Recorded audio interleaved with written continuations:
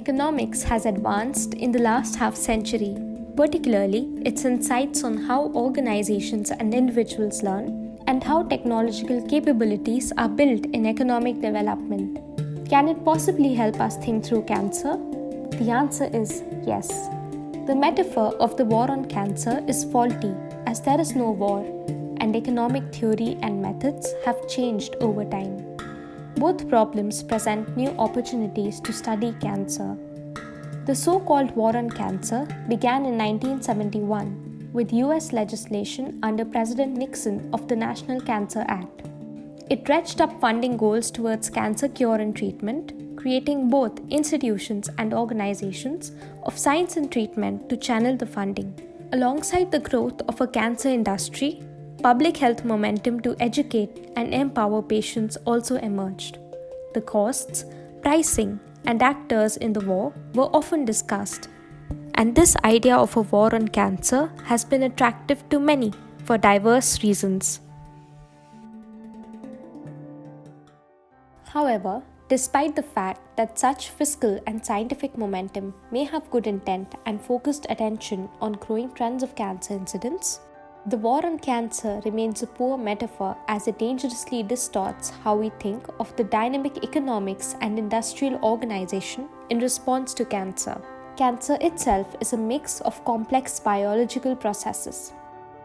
The science of cancer is also a wide mix of hypotheses, clinical procedures, laboratory techniques, analytical and algorithmic strategies, but often with many dead ends.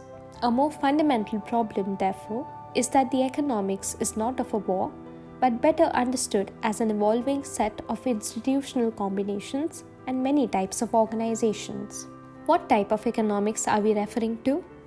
Now, over the last 40 years, there has been a sea change in economics.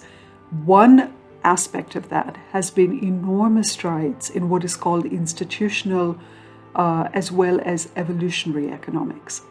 And why this matters is that these theoretical perspectives, of which there are many, have allowed us to develop a language of how economies actually change. What is it that is uncertain? How do we make sense of them? What kind of data should we look at? This is not a simple supply and demand graph. And in fact, a lot of what we tend to think of as equilibrium conditions actually goes straight out the door. An equilibrium and purely cost-centered approach or a simplistic language of a war is misleading because they focus on imprecise and static characterizations of markets and pricing. While prices do matter, there are many policy menu choices for how to deal with them to make low-cost options available. The real answer lies in recognizing how the wider industrial effort of cancer is framed and studied rather than just the end products and services. Institutions are norms, customs, guidelines, standards, regulations, and other laws. Institutional change is a combination of many institutions changing over time. Several ICA team-related publications jump right into these challenges. Market Menagerie, for example, discusses several specific combinations that have influenced India's health industry over time and gives an overview of how to think about country comparisons. Making Medicines in Africa has discussed different country specifics of industrial organization and the difficulties some countries have had in the health industry. Our ongoing edited book on cancer from the ICA team discusses both country and specific cancer problem areas and what the gaps are in economics and policy design. Let's take the institution of procurement. It can be a powerful way to signal policy priorities and solve pressing health issues. Procurement of clinical instruments, screening equipment, or medicines and vaccines is in economic terms a set of rules and guidelines about how to acquire goods and services and ensure safety, quality, affordability, and often also transactional transparency. Procurement is a potential market-creating, demand signaling, and technical upgrading system. It can be enormously powerful, highly controversial, ferociously fought over, and frequently corrupt. Policy shifts can mean that the regulations may change, but the norms and customs may not.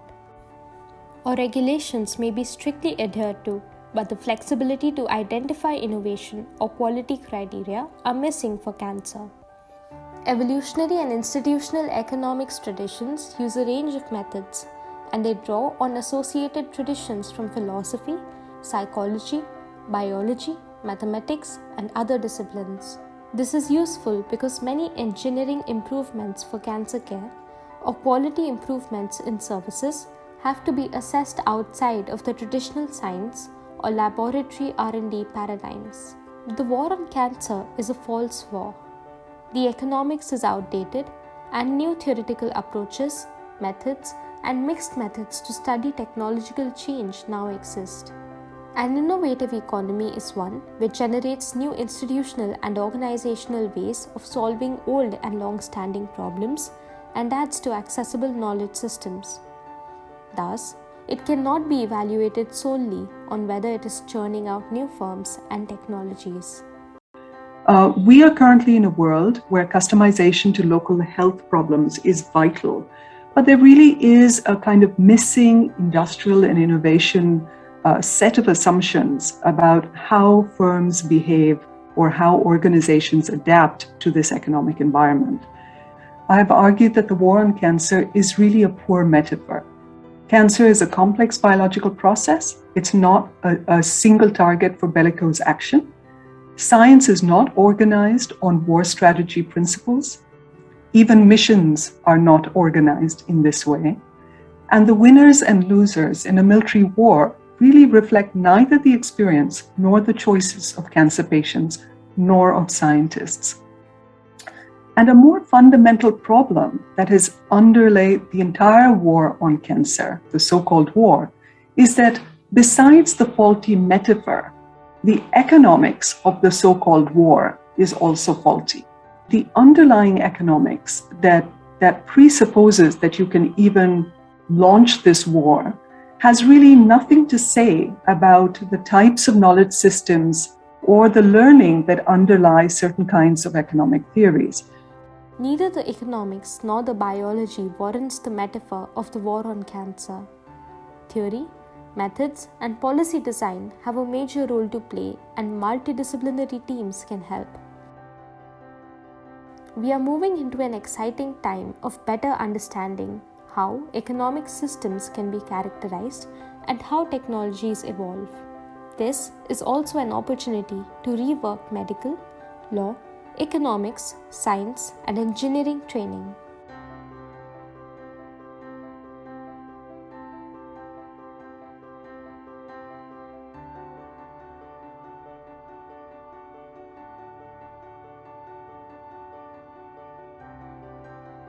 Be sure to watch the next video and other materials from the ICA India project.